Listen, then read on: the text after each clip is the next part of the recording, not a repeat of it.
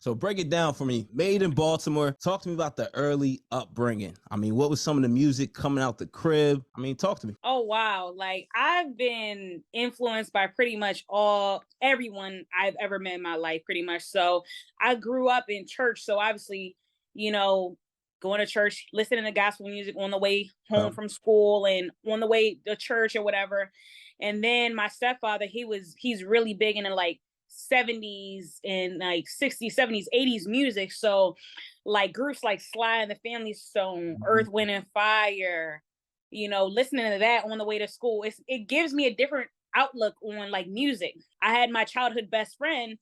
He actually lived like 2 blocks down from me. He introduced me to classic rock music and heavy metal. So many different influences. I also grew up going to like performing arts schools. So I went to performing arts schools, middle school and high school. And then I was in band in 5th grade. So I knew at an early age, because especially whenever I would go to church, I would hear like the organ and the drums. And I would come home and I would be like, oh my gosh, I want to play this. I want to play this. So I remember my mom buying me we went through probably like 5 drum sets. Wow. 5 drum sets. Like, it's crazy. Yeah. But I'm literally like teaching myself how to like play stuff and like how like to read music and stuff like that. So then middle school, then you learn how to actually read music and understand notes and keys and stuff like that. High school, the same thing. And yeah, like music influences, I pretty much pick it up every day. Like, I never want to be a one-trick pony and say, oh, I only listen to this type of music. Because like there's so many genres out here that you would never think that you would like.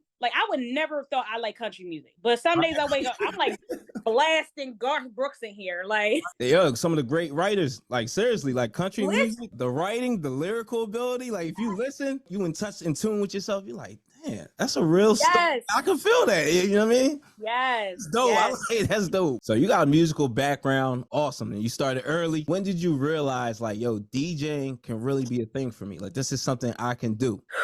Wow. So 2014, I graduated from high school. So when I went into college, or before I went to college, I sold my drum set. So when I came back home from my freshman year of college, I went to a school in Delaware. It was a small college, not DSU, but it was down the street from DSU. It was called Wesley College. There's a DJ, and I've never told this story. So we're an exclusive right here. We create the podcast. Come on, Shay. Only my very close circle knows the story. So you may know this DJ. DJ Blair is the one DJ that influenced me to DJ. He would DJ all the parties. Now, during the 2014, 2015 you said DJ Brand? DJ Blair. Okay.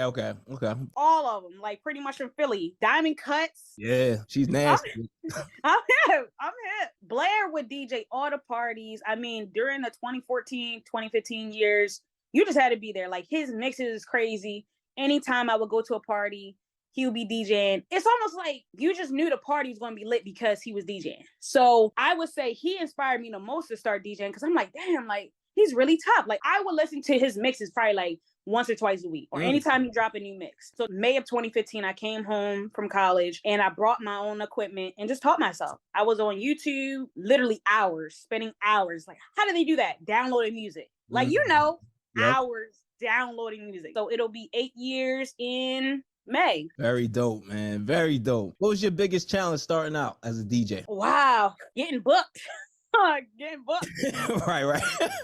Getting booked. Like, yeah, pretty much, because it's all about connections. And as you grow as a DJ, you have to understand that your name and your brand will get you places more than you just saying, oh, I'm a good DJ. Like, other people have to vouch for you in order for you to get on. I mean, you can vouch for yourself, but even right now as a DJ, and even back then, people got to say, get her on or let her open and you'll see. So even now, I deal with that now, because a lot of my DJ homies, they have to tell other people like, yo, Shay's nice, like, go to her page, whatever, blah, blah, blah, blah, check out her blends, she'll send you a mix. So you're networking pretty much to get on. Recently, I have decided that I really wasn't going to do any family events anymore, because family events to me is like sticky. Because I've been DJing 8 years now, I like to look at things like, what value am I going to get out of DJing that event? Like, who's going to be at the family event?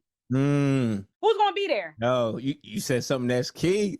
You said like, value am I getting out of, that's not even just for family events, but like for any events that you do, that's the outlook that I have, even private events. What value do I have being at your event? That's true. Now, granted, we may accept a gig that may be lower pay, But the value of who's going to be there, if I accept to get that $200 less than my rate, it's probably because I see value in it. Somebody's going to be there that's important, or other important people is going to be there. So yeah, I'll do it for that rate because I see value. Okay, now you said something that a lot of people don't realize. Like, yo, you got to see value in events you DJing, because you DJing a 1-year-old birthday party. And it's like, I've done a lot of them in the past, but I told myself, like, yo, I'm not doing that anymore. There's nothing to see here. There's nothing exciting about a 1-year-old birthday party. There's nothing that a potential client will see from a video, be like, I need to book him because he DJed this 1-year-old birthday party. So now you're right. Like, you shouldn't be DJing events that you don't see value in, because you're wasting your time.